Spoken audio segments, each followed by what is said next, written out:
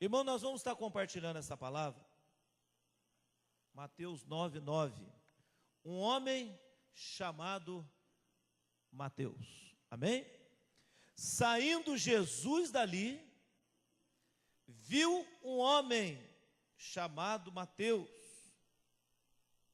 que estava sentado no banco dos impostos, e disse-lhe: segue-me.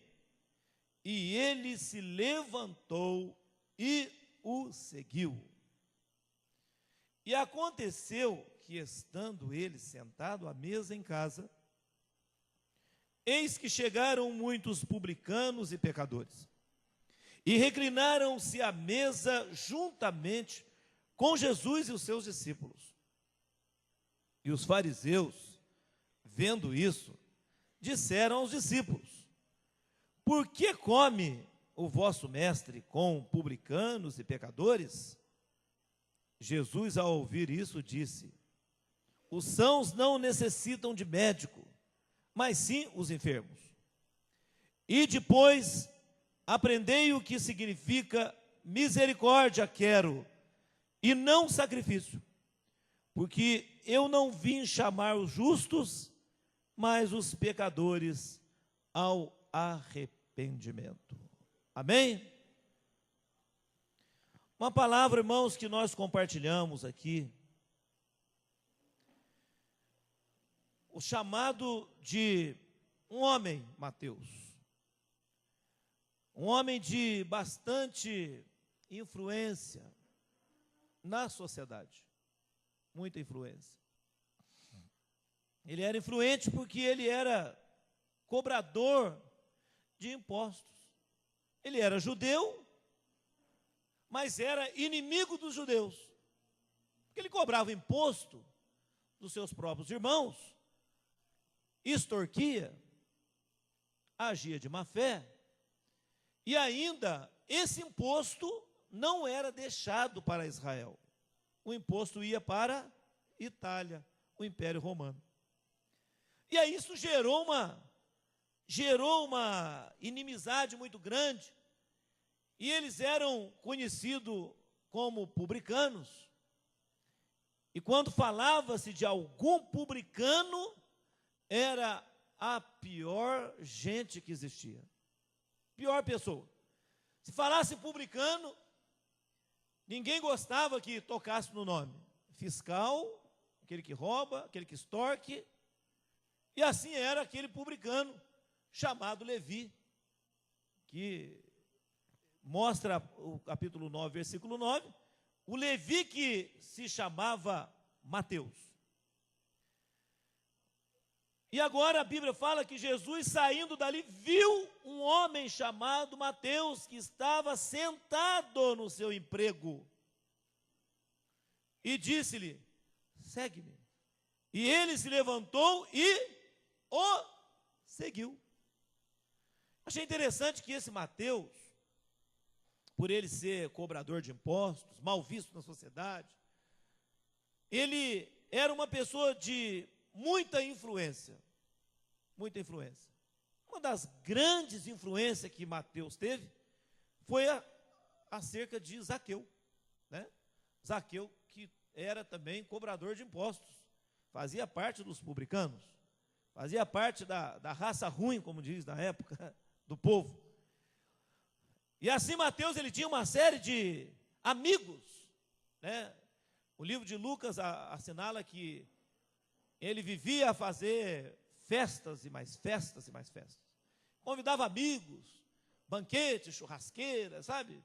Bastante churrasco, bastante bebida e tal. E Mateus tinha muitos amigos, muitos amigos. E o interessante perceber que quando Jesus chama Mateus, já uma interferência, ele começa a agregar os seus amigos para encontrar com Jesus também, né? E é uma realidade hoje, né? Quantos que a gente vê e as pessoas vêm para Jesus e atrai os seus amigos, seus vizinhos, seus conhecidos, as pessoas mais chegadas, às vezes da mesma classe, né? No caso de Mateus, chamado dele. E aconteceu que, estando ele assentado à mesa em casa, eis que chegaram muitos publicanos e pecadores e reclinaram-se à mesa juntamente com Jesus e os seus discípulos. Você já pensou se hoje, a sociedade aberta hoje, irmãos, hoje, evangélica, né?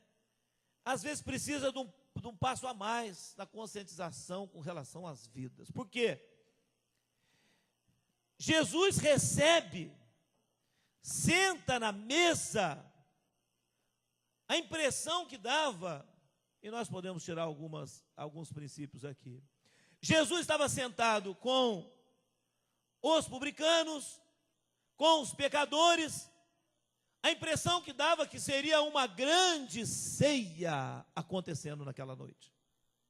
Como nós vamos daqui a pouco participar da mesa.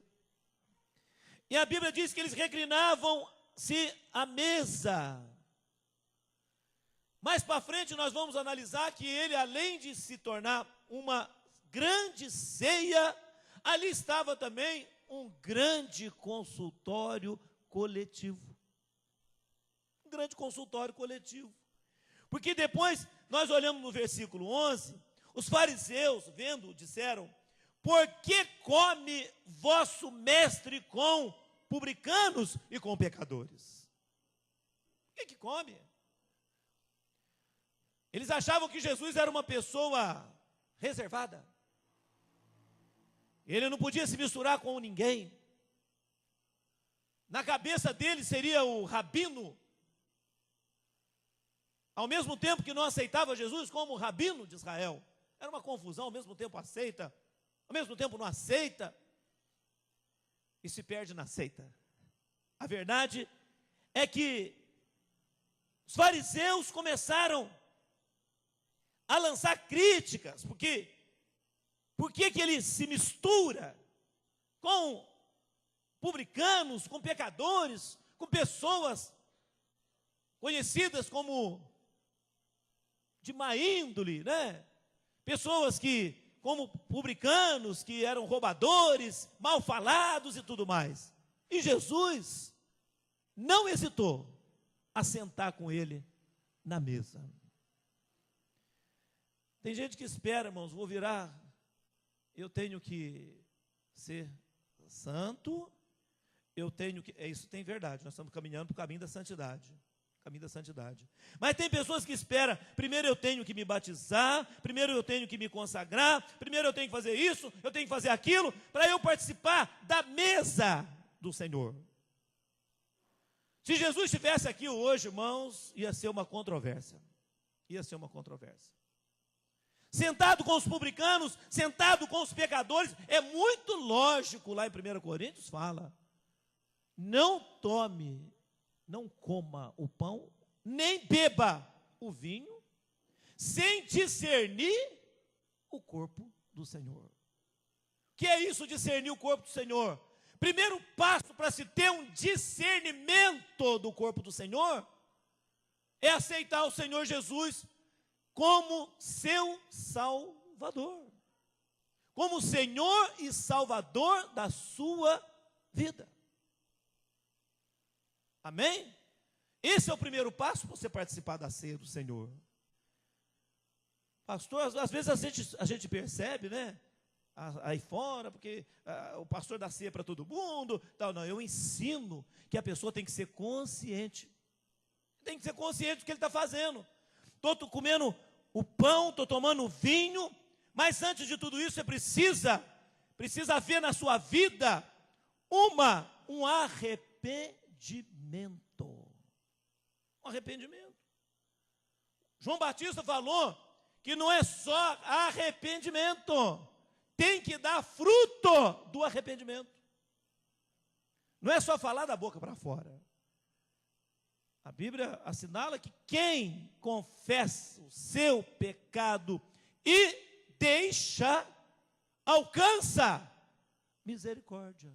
Amém? Perdão dos pecados, irmãos, não é temporal. O que é isso, pastor? Depende do tempo. Não. Perdão dos pecados depende do seu coração quebrantado. Se a gente for analisar, irmãos, durante a semana, quem é que não pecou aqui? Quem não pecou? Como diz Jesus, se levante do seu lugar ou atire a primeira pedra. Você já pensou? Você já pensou se Deus tivesse um livro lá escrevendo todo o seu pecado? Você acha que Deus vai ficar arquivando lixo? Ele não arquiva lixo de ninguém, sabe, irmãos? A única coisa que quando você confessa o sangue do Senhor Jesus Cristo, purifica de todo o pecado. Eu fiquei pensando que ao mesmo tempo era uma mesa aonde Jesus ceava com os publicanos e com os pecadores. E agora nós vemos o versículo 12 aqui, olha lá. Jesus, ao ouvir, disse: os sãos não necessitam de médico, mas sim os enfermos. Sãos não precisam de médicos. Ele estava falando, eu tenho aqui diante de vocês um grande consultório, e neste momento, além de vocês estarem participando comigo desta grande comunhão, ele transformou a festa de Mateus, de amigos, de churrasco e tudo mais, ele se transforma numa mesa de comunhão e uma mesa de consultório médico. Sabe por quê? Dia de ceia, irmãos, é dia de cura.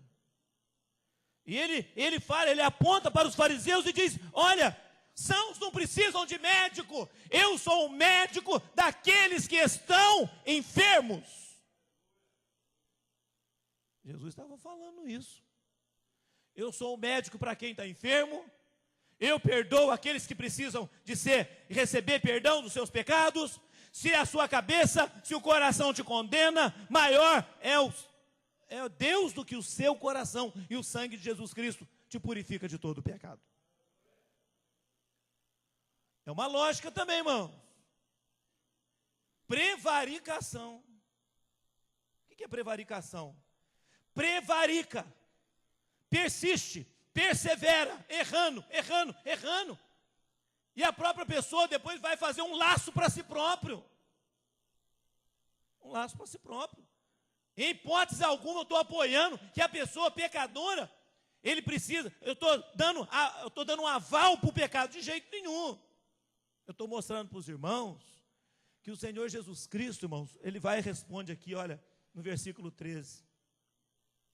Aprendei o que significa misericórdia quero, e não sacrifício, porque eu não vim chamar os justos, mas os pecadores ao arrependimento. Ele veio chamar justo, ele não veio chamar os justos, mas eu vim chamar os pecadores para o arrependimento.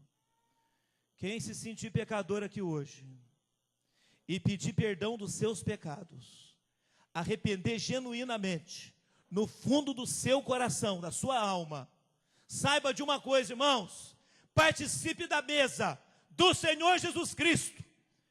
A ceia do Senhor significa relacionamento, comunhão, unidade no Espírito Santo. Amém? Então, muitas vezes, nós somos às vezes, as pessoas não entendem a nossa forma de ver, mas eu estou vendo aqui, Jesus falando, olha, eu não quero sacrifício, sabe?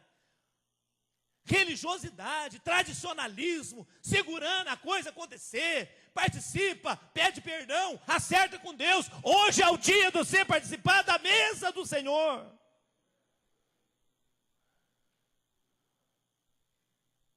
Então, aprenda que significa misericórdia quero e não sacrifício.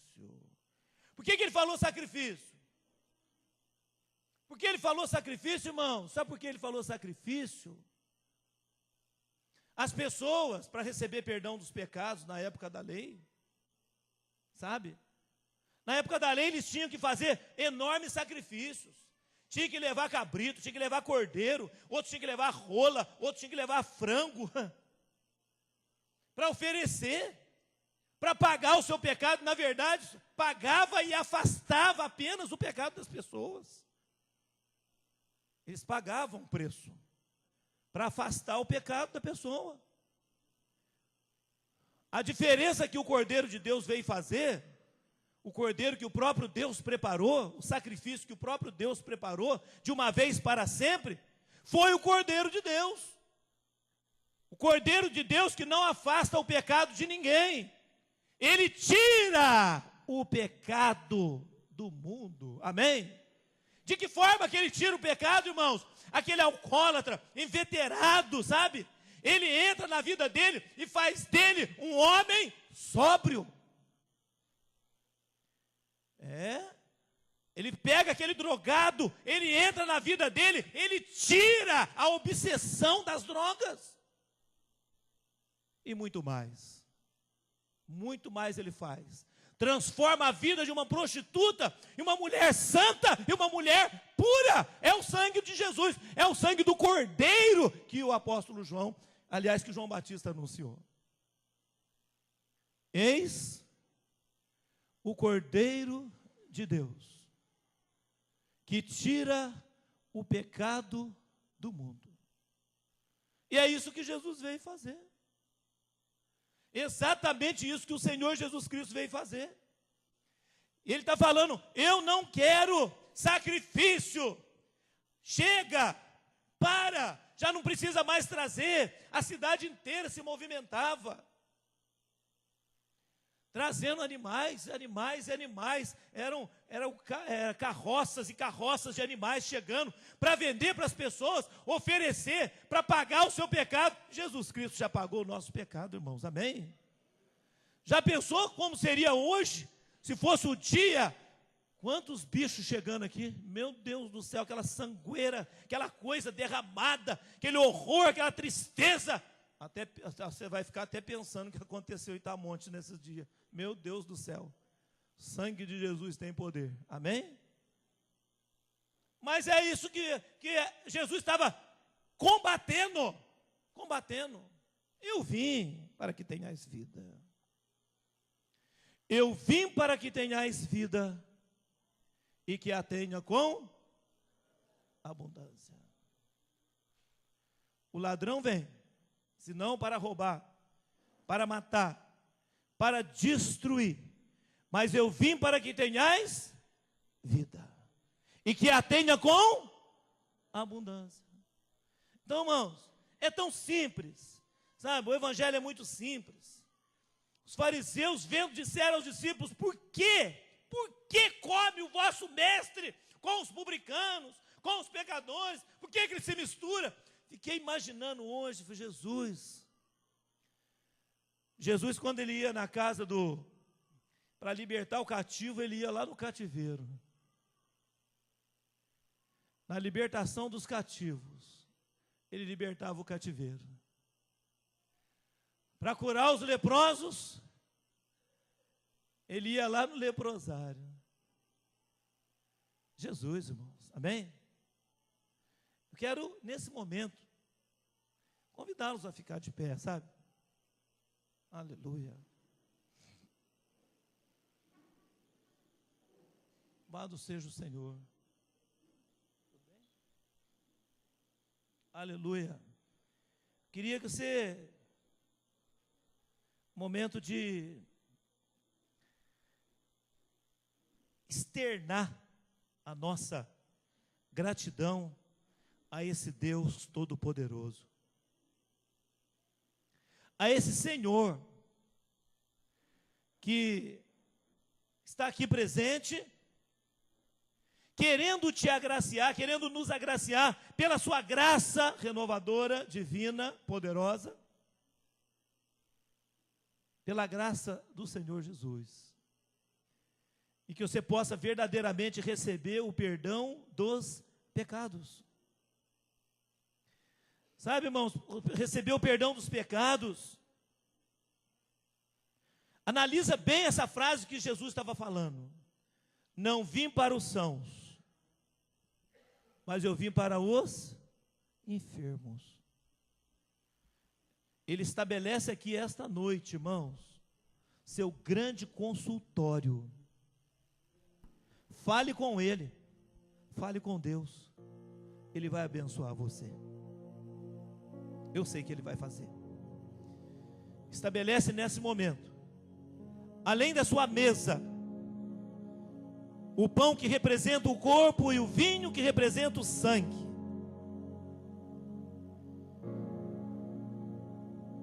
Começa a fazer uma consulta com Ele agora. A minha Bíblia está falando aqui que Ele, estando Ele assentado à mesa, eis que chegaram muitos publicanos, muitos, e pecadores, muitos pecadores, e reclinaram-se à mesa, juntamente com seus discípulos. Ali estava um grande consultório médico. E está aqui o grande consultório do Senhor Jesus.